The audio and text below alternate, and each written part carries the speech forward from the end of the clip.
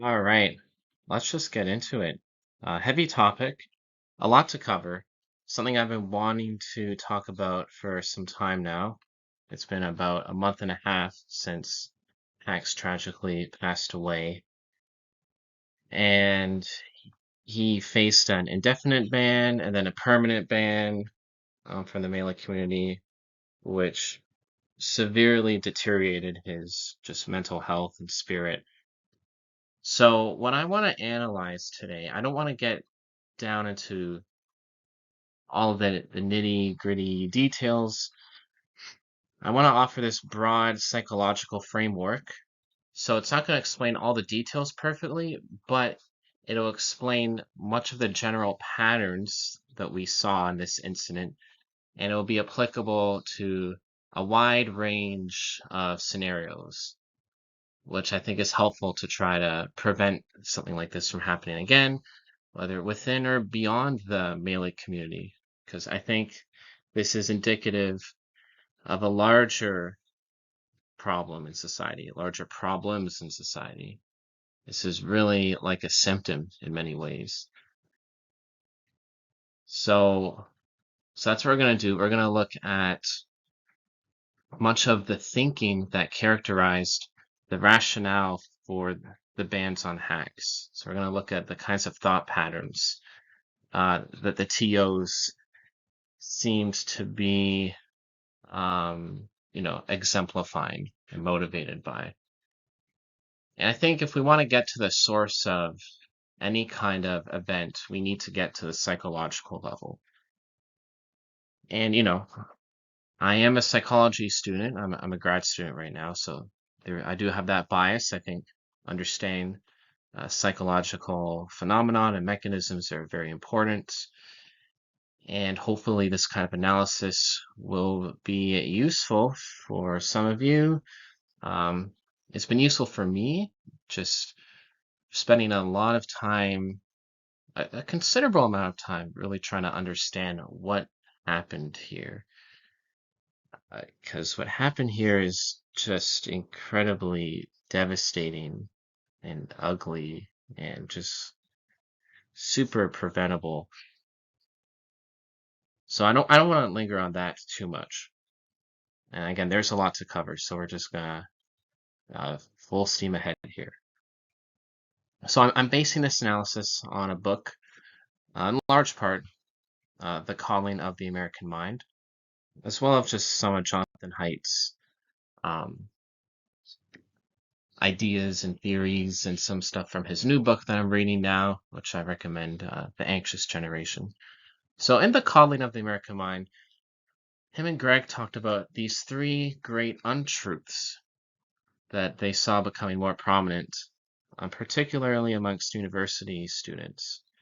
This is, I guess, I think around 2015 and onwards. So the first one expresses this aversion to any kind of stress. And I want to be clear, you know, we're not saying that all kinds of stress are good, right? Like there are definitely certain kinds of stress and, harms and obstacles that are unnecessary and totally should be mitigated and reduced. However, there are certain stressors that seem to be, not only neutral, but actually incredibly beneficial for one's long-term development. So the spirit of this first untruth is just your general orientation to harm or stress. And the offer here is that it should be a little more nuanced, right? Like certain stress is harmful, but certain stress can be incredibly just useful. So what's relevant for the hacks scenario, I think, is just your general orientation to harm and stress and how you conceptualize harm and safety and all that. The second one, always trust your feelings. I think this one doesn't need too much corroborating or justification. And by feelings, often what gets clumped into that is one's interpretation of events, right? And oftentimes we all can conflate our perception of something with the actual reality of something, right? Or the interpretation of our own bodily experiences and what we think that means. Um, so, in some sense, yes, our feelings are valid because they were caused by something. They didn't just like randomly um, appear from nowhere. So there's some kind of history there to be understood, but it doesn't mean that the conclusions you draw from your feelings or the actual content of your interpretation is always correct, right? So lots of times we might think there's a threat and there isn't a threat. This kind of like false positive bias and threat detection. And we'll talk a bit about that a little more later because I think that relates to neuroticism. That's going to be a common source for much of these thought patterns. At least that's been a useful way for me to make sense of these things. Last one, life is a battleground between good and evil people. This might sound like pretty accurate superficially. And of course, there are certain people who are, worse than others. But most people just have this combination of good and bad qualities. It's quite rare that someone is just, you know, simply has this evil or good essence and it's fixed and it can't change throughout time, right? Situations really determine how we act and all that.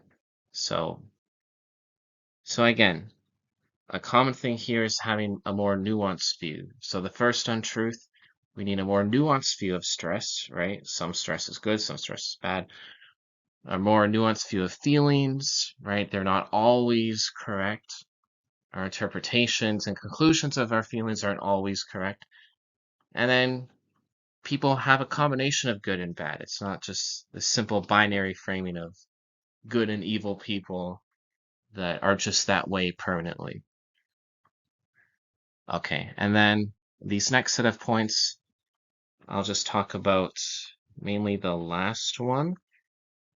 This is what Jonathan Haidt he gets into this in his new book, or essentially increased social media and video games for children during their developing years,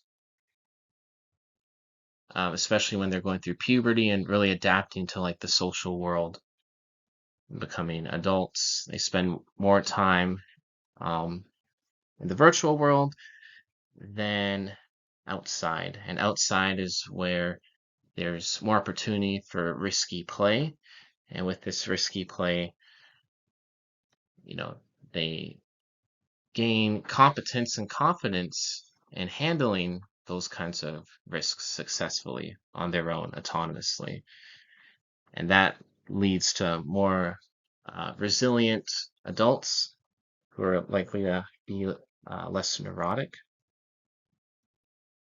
So that's what I mean. There's a lot of factors here, and that's what I mean when I say that what happened here in the Malay community really seems like a symptom of something much larger. And it's useful to have that in mind so that we're not just angry at these specific TOs. And perhaps instead, we can just feel more concern about just the broader issues at hand of, you know, what's happening to people's mental health and the way they perceive the world and think. So I think that's important to keep in mind. Many use the term, cancel culture or call out culture, which is certainly relevant here. Though I want to note that it's not a particularly political thing. You see this on the left and the right. And we've seen this throughout much of history, actually, right, with blasphemy and just things that are unacceptable and people getting ostracized and even killed for having the wrong beliefs. So, the call out culture, whatever you want to call it, is definitely a deep psychological thing that's not just indicative of a certain political leaning. So, so moving on to cognitive distortions. So this is often talked about in the mental health literature with mood disorders like anxiety and depression. You often, even personality disorders, you can see a lot of these cognitive distortions. And I guess I'll say that sometimes, again, nuance is one theme here, right? So sometimes these cognitive distortions are useful. It's not like they're always bad. And we're certainly all susceptible to them to some degree. Of course, it's just when they're like overused and used in an uncritical and unquestioning ways where you can be, left astray. So what exactly are cognitive distortions here? I like to think of them as these kinds of rigid thought patterns that reduce feelings of uncertainty in the short term, at least. And, there's definitely theory about just like how people respond to trauma, which is a common source of mood disorders, having a very traumatic experience. And then from there, people really try to reduce uncertainty as much as they can. And you can do that at the psychological level with how you think, right? So reducing nuance, ambiguity, complexity with these more simplified thought patterns. Although these thought patterns can also lead to like long-term uncertainty, but we're gonna link it back to this better safe than sorry goal that some researchers believe is at the heart of neuroticism. But okay, I'm getting ahead of myself here. What are different kinds of cognitive distortions? These are not all of them. These are just some that I think are relevant to know for our cases. So, catastrophizing. So, let's say you do bad on a test and then you assume that your life is over, right? You make this large leap, assuming the most drastic, worst outcome possible. So, really magnifying the expected harms you expect to encounter or expect to happen. Mind reading, which might not sound bad, but when it's paired with the others, then you have this like hostile attribution bias where you just assume that people are malicious and out to get you or out to get others. And you feel very confidently that you know what someone else intended and you know what they were thinking. And by the way, this confidence is what I'm trying to tap into with the word rigid. I borrowed it from the free energy principle literature, which I recommend looking into. If you can even just ask ChatGPT what the hell that is. Just basically when you have these predictions or beliefs that are resistant to revision, you just hold on to them rigidly. They don't change. So you have a strong sense of certainty and confidence that they're correct, which is another fundamental problem, um, which we will definitely talk more about. Okay. Emotion-based reasoning, similar to motivated reasoning, but essentially anchoring your reasoning and conclusions based on how something makes you feel, which we all do to some extent. So I think we see this with how people reacted to Hax's initial video, have some kind of negative response to it because he did say some wild things, and then that just really sets the direction for the rest of your thoughts and your conclusions, which you gotta be careful of, right? It's just because something made you feel uncomfortable doesn't mean that all your negative conclusions subsequently from that are correct. Okay, then there's overgeneralizing, filtering out the positives, and these should statements, which is where the moralizing or the moral judgments come into play. And again, we tend to have a lot of confidence and rigidity in our moral judgments. Okay, so I've been trying to think of what kind of commonality is there with these cognitive distortions, a commonality in terms of like their content. and also their source, and even the kind of goal or function that they serve. So in terms of a commonality for their content, it could be this proclivity of jumping to rigid extreme negative conclusions. That's a hypothesis there. And again, now we have this better safe than sorry strategy. I didn't come up with this.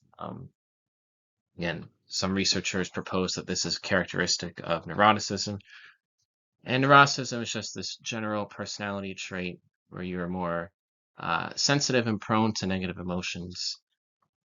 So at the cognitive level, that kind of means expecting negative things to happen and expecting more harms, having this false positive detection of threats, because that keeps you safe, right? It's better to just assume things are threatening even when they aren't, because that way you won't miss the actual threats, right? Like with that strategy, you should catch all the actual threats, but it's so hard to be 100% accurate. It's impossible, really, in determining whether something's a threat or not. So you have to err on one side. You have to have either a false positive bias or a false negative bias. And it's safer to have a false positive bias, but of course that's going to backfire when you assume something's a threat when it's not, and then that puts you in a stress response and can make you act in a hostile way, and so forth. Okay. And again, we're all susceptible to these cognitive distortions, some degree and capacity. It really just depends on how they're used and when they're used. Okay. I'm not going to spend too much time getting into safetyism here. What I do want to talk about, though, is just this general goal of reducing harms, which I don't have a problem with. I think it's very laudable. And getting into moral philosophy for a bit, I'm quite a fan of utilitarianism or consequentialism, which is that whatever is morally right is that which leads to the best outcomes. And you can conceptualize that as just reducing harms in this broad way, like reducing unnecessary suffering. It's like, yes, that should be the aim. But then the big question is, how do we do that? And this is why I think it's important to integrate um, another moral philosophy called deontology. It's usually pitted against utilitarianism or consequentialism, but I think they can and should be integrated. So deontology says that whatever is morally correct is just following certain moral principles like honesty, fairness. And I think following those moral principles is just a really good way of ensuring proper harm reduction over the long term. Because it's so difficult to know what's actually going to reduce harms the best in these complex social situations over the long term across all these different people. It's just there was way too many variables to calculate and successfully assess and anticipate. So it's like good luck. We have to use some kind of heuristics. And these moral principles, they've been time tested and they tend to lead to good outcomes over the long term. So that's the way I like to integrate those two moral philosophies. Okay. So it's the way this harm reduction is done when it becomes this, so this kind of utilitarian aim kind of morphs into safetyism, where you have these cognitive distortions. So you're going to weigh certain harms more than others. Because again, now you're entering your own biases in the mix to try to simplify things.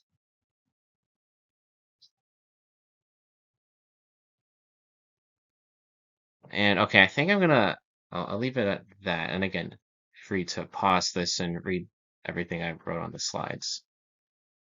Okay, now we're going to get more into what actually happened and trying to apply some of these concepts and this framework to the hack scenario. So I divide it into two parts, right? The first just being the reaction to his first video, evidence.zip.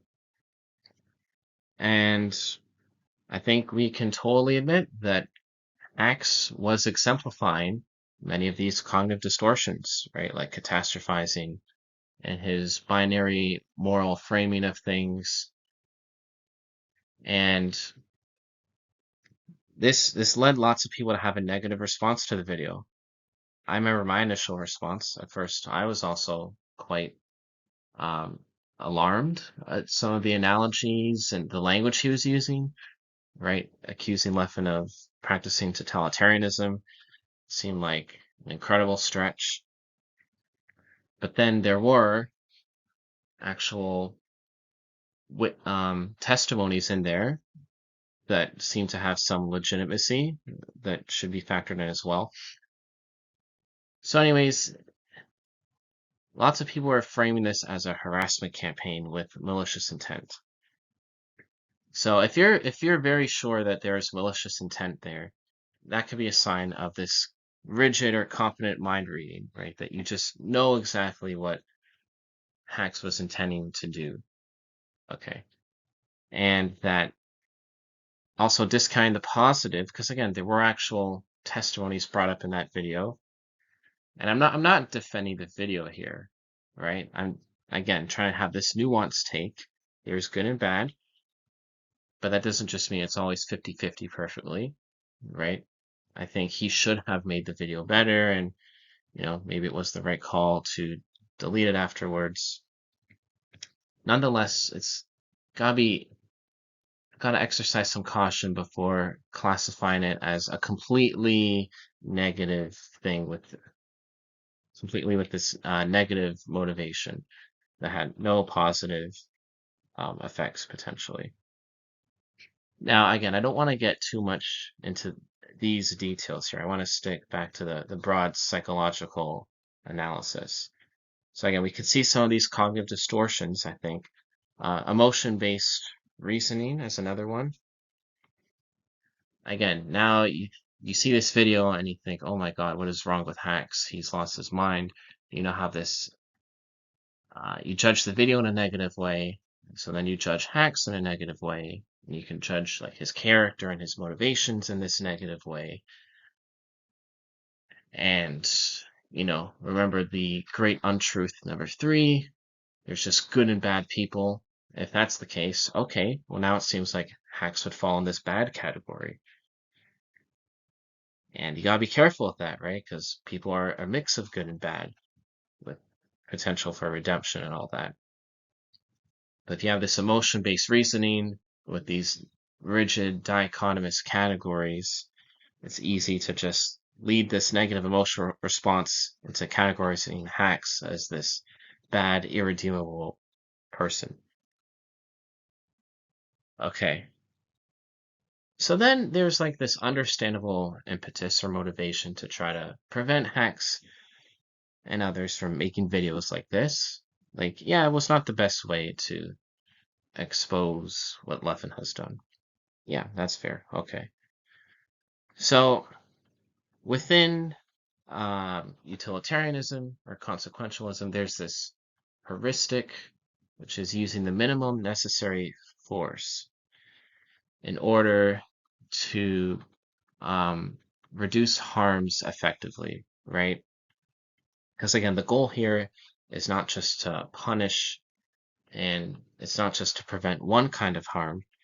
We want to reduce as many harms as possible, including what you're inflicting on the wrongdoer, let's say. Okay? So that's why minimum necessary force is a useful heuristic, because if you can prevent someone from committing a crime, let's say, I'm now speaking more generally, not saying what Hacks did is necessarily criminal.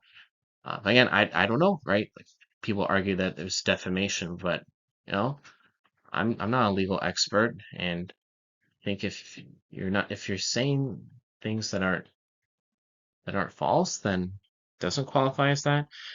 Nonetheless, if you want to prevent someone from committing a crime, you have two options, and both are just as effective at deterring the potential criminal, but one of those actions uses less force and inflicts less suffering, less cost on that person, well, then that option has to be better just based on trying to reduce overall harms, right?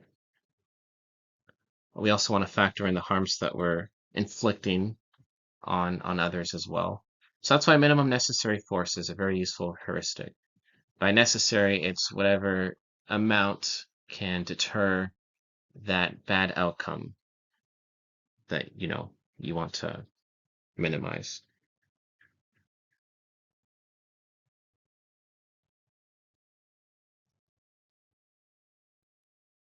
So what can happen, unfortunately, is that with this kind of magnification of harms and catastrophizing in a narrow biased direction. So, for example, online harassment, we need to minimize that. It certainly is something we should try to minimize. But if the way you're trying to reduce harms is just focus on that one particular harm, you're gonna neglect other types of bad outcomes that should be avoided. And it's easy to justify extreme actions to minimize that harm as much as possible. That you can even violate some moral principles by doing unfair things. If that's what seems to reduce online harassment the most, then okay, right? That's the goal. So you gotta be careful not to have a kind of rigid, biased goal within this harm reduction philosophy or framework. Okay. And then, so I think there's that kind of motivation, this motivation for reducing harms. I think there is also a motivation for others. Others just want to distance themselves from hacks. And they wanted others to perceive that. And this probably just gets amplified and exacerbated online, on social media, because oftentimes people worry about how others are going to perceive you online. Not just that, but like what the worst possible interpretation could be. And then we cater to that, which I think um, is a mistake. It's just a very slippery slope, right? So if you think that, if we don't ban this person, some people, some French amount are going to think that we support their views. Therefore, we have to ban this person so this French group of people don't reach that conclusion. It just, and again, maybe it depends, like, is it a French number? But even if it is like a substantial portion of people, if their interpretation is unreasonable, then you want to be careful on basing your actions on that. Again, following moral principles, even if it means lots of people are going to disapprove of your decision, what tends to happen is that in the long term, these things pan out well. If you're, you know, really trying to do what's fair and just. We'll talk a bit more about the fairness piece, right? Because a word like that can be a bit abstract and used in different ways. But I don't think it's a stretch at all to say that what was done to hacks was unfair, even by some of the ONTO's admissions. So we'll get to that here. So this is the second part in my mind. So reaction to his first video leads to the indefinite ban. It's an indefinite ban. So it was a, it was an, I don't know if I said this on the previous slide, but it was an indefinite ban with a recommended 2-year length. And hack served the 2-year length, plus almost another year, but not being clear on what was going to happen. So he was stuck in limbo. And again, he served that recommended 2-year length and then some, almost an additional year. So then he made this ban appeal video, which violated the clauses that he agreed to and led to the permanent ban. Okay, So, how are people thinking about his ban appeal videos and how are they reacting to that? Okay, so here's where the fairness piece comes back in. So, one of the rules was that Hacks was not allowed to talk about his ban while being banned. Um, the reason it seemed, at least based on one of the TO's posts that I read, is that when Hacks talks about the ban or his videos or Leffen, um, it leads some small group of people, some group of people, to engage in online harassment. And again, no one wants people to send death threats and things like that, even if those death threats aren't credible or whatnot. Like, online harassment is a bad thing, and we want to reduce that, right? So I'm all on board for that. Okay. But here's the thing, right? So now Hacks is being held to this very high standard where he gets punished if even some small fringe group of people react poorly to his videos. So, okay, the nuance here that I want to offer is that sometimes you are responsible for how people respond to you online, and sometimes you're not. I don't think it's fair to say it's either or binary where like you're either not responsible at all for how others respond to you, or that you're always responsible for how others respond to you, right? So if people have some far-fetched, deranged reaction to what you're saying that's not a reasonable interpretation of what you are putting out, then I don't think it's fair to be held responsible for that, especially when you have a large following. That's going to mean greater chance for some crazy people to respond to your videos and to your messages, who are gonna, take things out of context and interpret it in their own narrow biases that was not at all what you were intending to let happen, or that wasn't relevant to what you were saying, right? So like Hacks was explicitly condemning any kind of online harassment. So if he explicitly says that, and then people go ahead and um, harass anyways, is Hacks really responsible for that? So, so again, I think there are cases where you are responsible for how other people respond to you, right? Even if people were doing something that you didn't explicitly tell them to do, but if you discuss something in a poor way that evokes a lot of emotion with a lot of subtle messages. But then again, we have to be careful not to mind read too much. But the thing is, it holds Hacks to this very high standard. And you can have people who just have their own interpretations that are not related to what Hacks is saying or is trying to say, or that can reasonably be inferred from what he's saying. And just the mere mentioning of the banned video as an offense to be banned um, seems pretty wild to me. It seems pretty unfair to me. So here's the thing: we have this bias where if someone breaks rules, we feel like they should be punished, especially if they agree to these rules, right? Now the thing is, how much proper consent could Hacks really have given to those rules, right? There was this power imbalance, and of course he just wanted to appease them, the TOs, in any way just to be unbanned, right? So I think we have to be careful in saying that he really consented to those.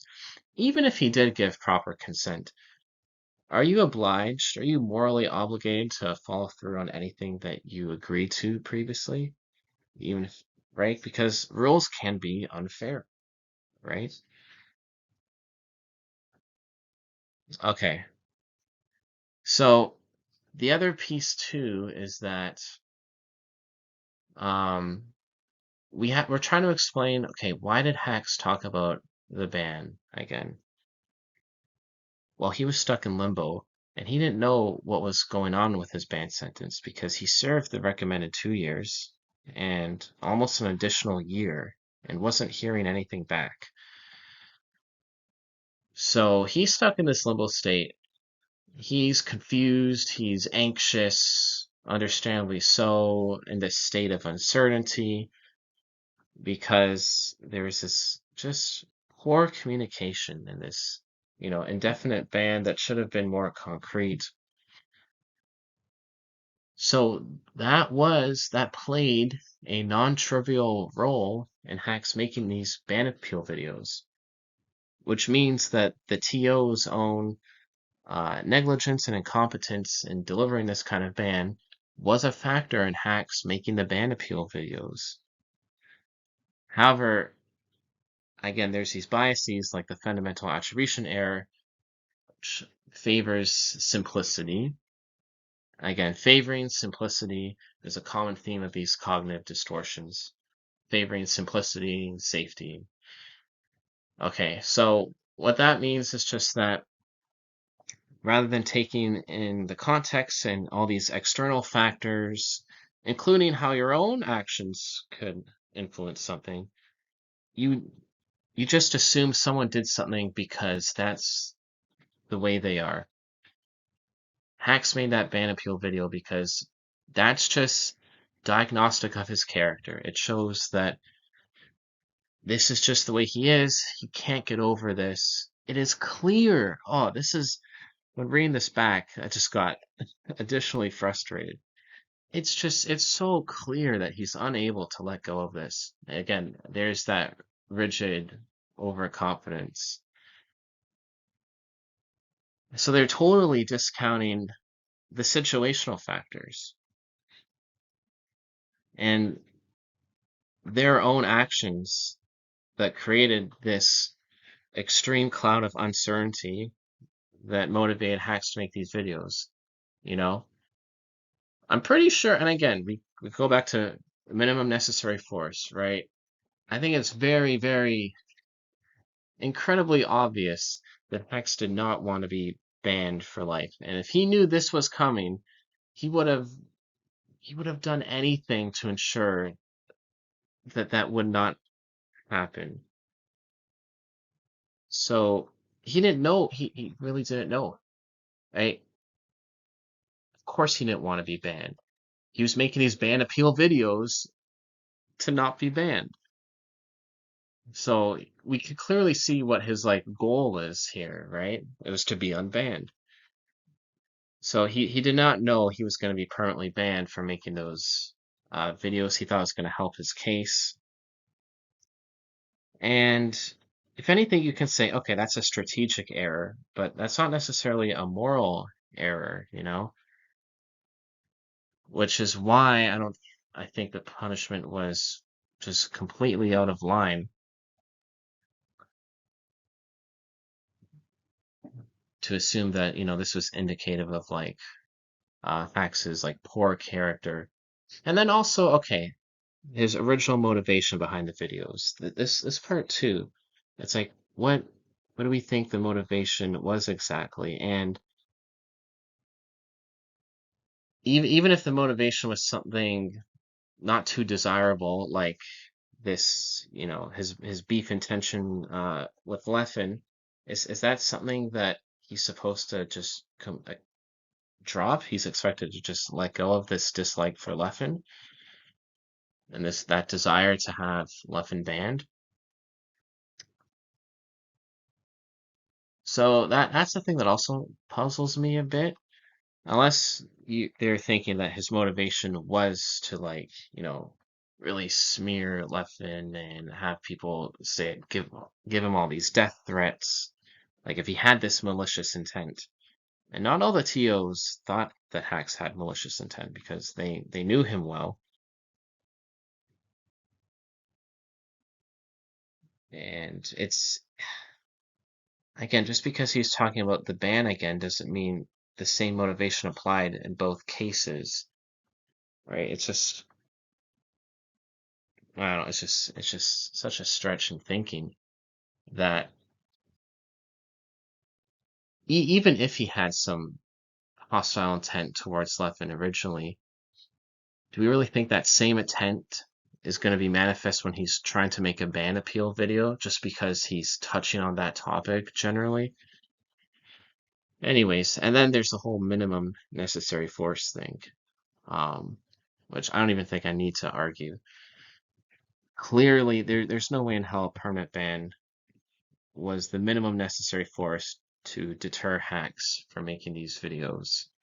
Um, Even if you come up with another ban length that sounds unreasonably long, like 7 years, right? Like that would have been enough to deter hacks. Like, and this shows some binary thinking as well, I think, which is like if you're considering the ban is either temporary or permanent.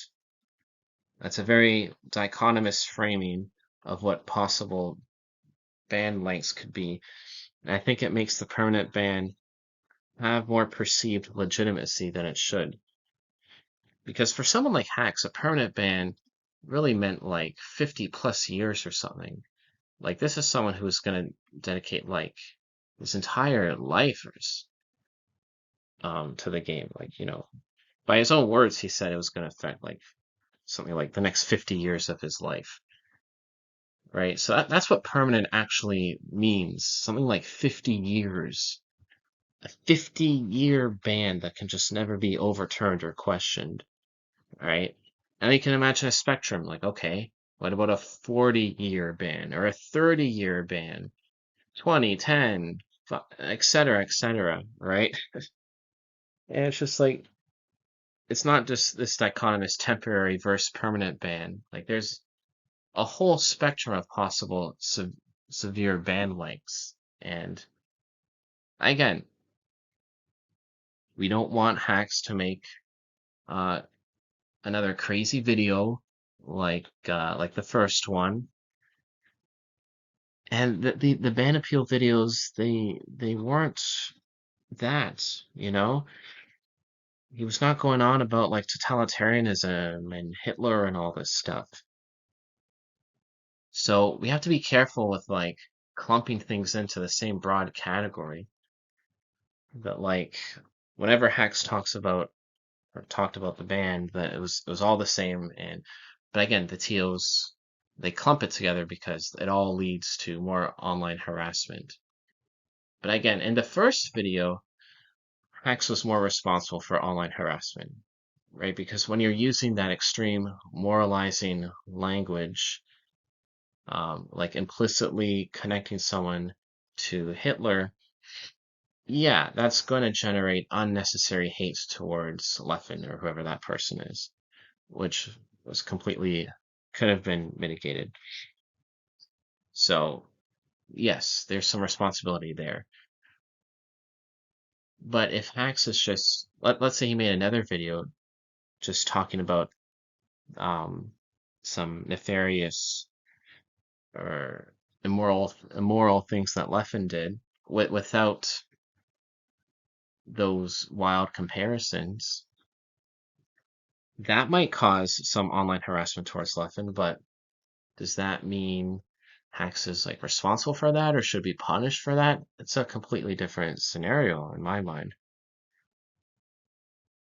Um, anyways, I think I'm yeah, getting a little ahead of myself. Or it's hard not to just go on some tangents here. But anyways, I'm sure you guys have read everything that I have here. And it looks like I did cover everything on this slide. Okay, let's move on. So there's still some lingering issues. There's a lot of complex things here, right? So I talked a bit about some of these already, such as those who have this large following online, right? Because on one hand, you have all this power and influence, so you should use that more carefully because you have this large following. Yes, I agree with that. But then it's ironic because it's more likely that your words are going to get twisted by some fringe people who are, a bit crazy and have their own hell-bent, wicked desires. And you can't say that you're responsible for this wide scope of people. Um, so it's a tricky thing, but again, I think the nuanced answer is that it really depends on what the person is saying and how their words are being twisted or not. Could people be Are people making a natural, logical interpretation or leap based on what someone's message is or not? And it's way, way too simple to say you're just responsible for how everyone responds to your videos. And again, that's just an unfair, unrealistic standard. And the other TEOs, some of the TEOs mentioned that it's an unfair thing, but they thought it was justified because it reduced harms. But by doing unfair things creates other harms in the long term. So again, the goal can't just be reducing online harassment no matter what.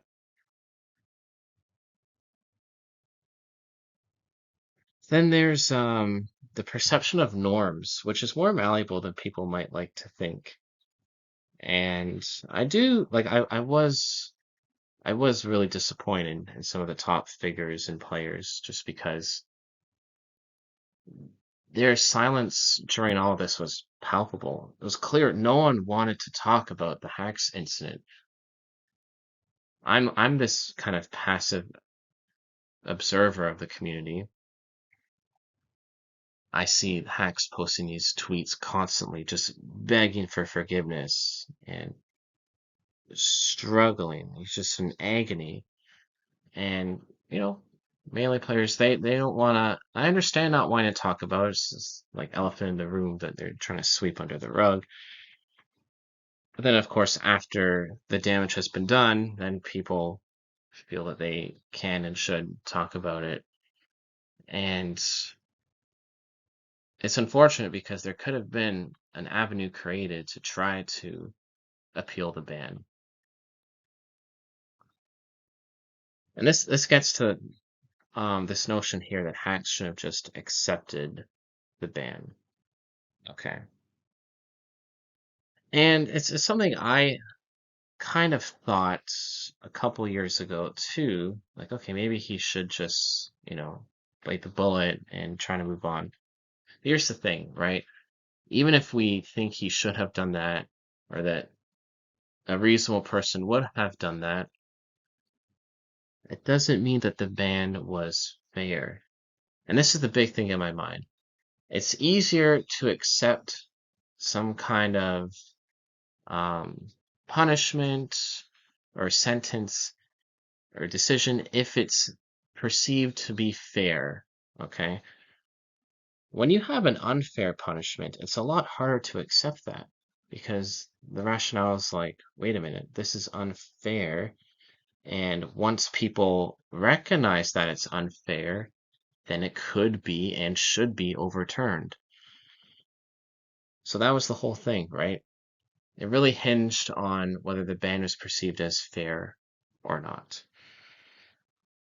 And even if you think like it warranted some kind of punishment, um, permanent ban, not the minimum necessary force. Like, holy shit. Is that a gratuitous, unfair punishment? So I think if enough people talked about it and altered the norms, that ban could have been revoked. And then hacks wouldn't have been so crazy for being hopeful and optimistic that the ban could have been revoked. Because it certainly could have, in my mind, because these norms are more malleable than we like to think. And because it was unfair, there was more potential for it to change. Because it would just require more people to see it in that way to have this more nuanced analysis to see like, oh wow, this is pretty unfair. And if enough people saw that, including the TOs, of course, but even if the TOs, you know, didn't change their mind, but more and more of the community thought it was unfair, which by the way was happening over time, I think. I think more people were recognizing like this is kind of harsh. Like we don't need to go like this far in punishing the guy. A smaller punishment would have, you know, totally done the trick. Um, the TOs, they want to be perceived in a good, positive light. They care about their reputation. So if they figured that most of the community didn't support this ban, they would be pressured to overturn it. And I think lots of the TOs made this ban not because they actually thought it was justified, but because they were trying to appease the rest of the community or most of the community or the people who they're afraid of giving backlash. So there's that element to it as well. And then just a quick thing on mental health. There are some people who are depressed even when everything in their life is going fine. And then there's others who they would not be depressed if they had what they wanted in life and, things were going well in their life. But they're in bad, pathological situations, and that can really explain um, why they are depressed, what that depression is in response to. So, Hax was deprived of his deepest passion in an unfair way. So that's the kicker there. He really was like the worst person for this to happen to, just because of his unwavering passion to the game. And again, he wanted to continue competing for decades. So this permanent ban, um, it weighed a lot.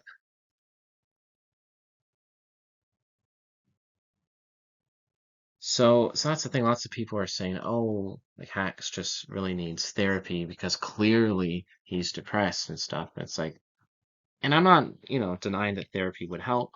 I think he did suffer from some cognitive distortions as well. But again, do we really want to say, "Oh, he should have just accepted the unfair ban"? And of course, you could say, like, yeah, that's what he should have done. But it's hard to like, strategically, but it's hard to morally fault him for that,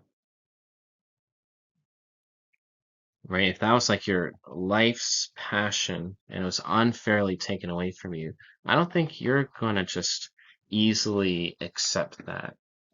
Therapy might help with that, but then it's like, what's the point of even living, right? If you can't pursue what you deeply love and enjoy and find most meaningful in life.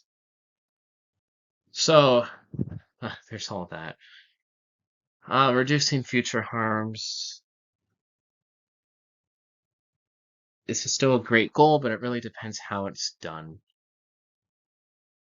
And we don't want it to turn into like the safetyism or to just pursue harm reduction in a narrow way where you're just trying to reduce one kind of harm, right? Hacks mental health and the languishing and torment that he went through, that was a harm that should have been on other people's radar when enforcing this ban, right? It's like, what kind of punishment, if a punishment is even necessary, which I think lots of times you can outsource that. Like, you don't have to be directly responsible for rectifying anything you perceive as bad, right? Like, there would have been some natural social punishment um, based towards Hacks for the video that he made.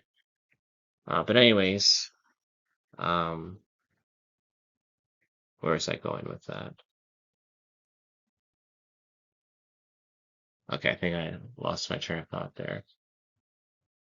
But oh, right, yeah. So you'd want to, again, use the minimum necessary force. That's still an effective deterrent. And you wouldn't want, if your broad goal is reducing harms, that has to include the harms that would have been done to hacks as well. But with this, when there's like moralizing judgments here, that's where the calculation of harms gets very biased, right? It's like, well, hacks shouldn't have broken the rules that he agreed to, so it doesn't matter how much this decision affects him. And then the TOs can think that what they're doing is fair because they're enforcing the rules that he agreed to. But of course, that doesn't mean their rules were fair, and that hacks should be, you know, held to this unrealistic standard of what some people online will do and say after he makes a video. It really depends on the kind of video he makes. And the ban appeal videos were drastically different from the evidence.zip video. Be wary of overconfidence in one's interpretations and plans. Absolutely. Okay, let's wrap this up. I think I've been rambling for too long here. So let's end on a nice positive note. And something from the start that I wanted to ensure was just that we don't let this man die in vain, because it really obviously shouldn't have happened, and no one wanted this to happen. You know, the vast majority of people did not want this to happen, you know, even, including the TOs, right? Um, so what can we learn from Hacks and his legacy? So some things I have here, he was known for wanting to optimize things, right? And I think you can apply this to anything that you value, right? Beyond melee, beyond melee. I know some people are saying that, you know, Hacks wants us to play melee and we should, you know, just continue pursuing and playing melee. And if that's your passion, that's fine. I know for me, I feel much less motivated to play or watch melee after this. And well, it's never been one of my top passions or priorities in life. I have others, right? I'm a PhD student studying psychology, and much of my passion is there.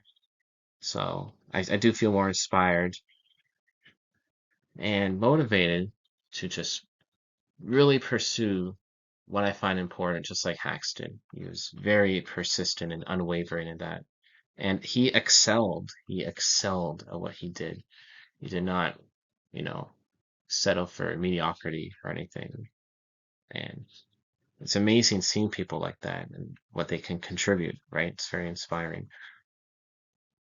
Moral competence. So this is more of a takeaway from just the overall um, TOs and the bans that they did, and just what other people are saying to justify things. Having good intentions is not enough. It might be necessary, but not sufficient for actually doing good. Okay, because we don't want to just appear virtuous. We don't want to just show that we have good intentions. We actually want to do the most good and reduce the most harm, right? So again, I really think that our priority is reducing the most amount of harm. But again, we have to consider all possible harms. And that calculation is so difficult to do. So we have to abide by certain heuristics and these moral principles, like trying to do what seems most fair by not, you know, attributing too much accountability or responsibility to others and so forth, and not being too rigid in your assumptions, because, you know, things are complex and you might have to revise your plan, coming up with a permanent ban no matter what. That's too much overconfidence in that. And again, you know, people warn against that kind of hubris and narrow thinking. So we want to do the most good as possible. We can consider that to be like moral competence. I already talked about pursuing your deepest passion, which hacks very much demonstrated. And then just in general, right, we're reminded of how fragile life really is and how finite life really is. So it's important just to be grateful. Hacks is really good at finding humor in things. Um, I never knew him personally. I never met him in person. I knew of him, right, for almost 10 years, I guess. Always liked him as a competitor in person. And I've chatted with him briefly online. I reached out to him when I saw him just suffering daily on Twitter. And, I tried to offer some support and advice. And we chatted for a little bit. He even asked me for my opinion on one of his written apologies, and I went through that and gave him some of my advice and thoughts on that.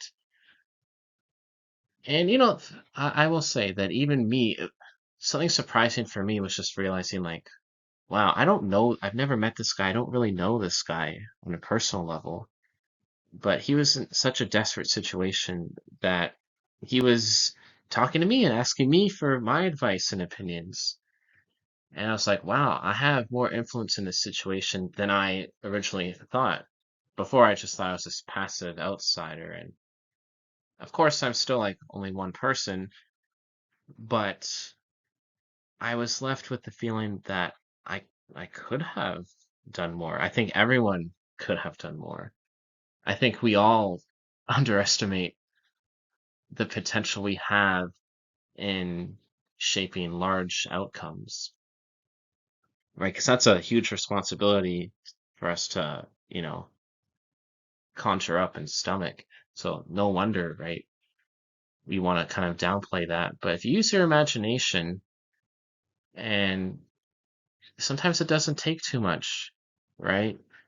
Talk to certain people, get them to change their minds and change how they act, and you get this domino effect. Um, I was trying to get back some ideas for like trying to go on stream with top players like M2K and trying to get a petition going. Um, a good idea that I did not have was if top players boycotted boycotted events that banned hacks. That could have, I think that could have done a lot. Again, just putting pressure on the TOs to overturn their ban. Um, but even just people to provide emotional support for their friends and stuff. We have a lot of influence and potential. And this gets back to the optimizing thing, right? What are the chances that your current routine is optimizing just good outcomes for all the people around you, right? Like, is your routine